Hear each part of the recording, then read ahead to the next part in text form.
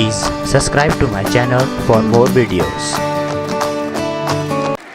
Hello अस्सलाम वालेकुम viewers. तो ये मेरा हीरो RX70 सर्विस के बाद मैंने इसके ऊपर कुछ खर्चा किया है ताकि इसकी कुछ कंडीशन अच्छी हो जाए और मैं इसको अच्छे दामों पर बेच सकूं।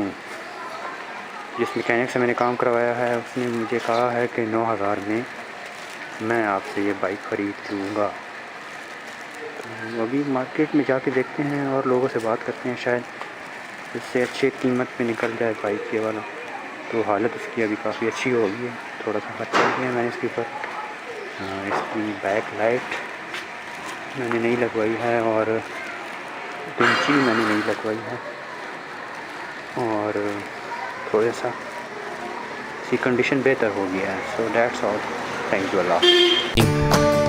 Don't forget to like the video and don't forget to subscribe. Thanks.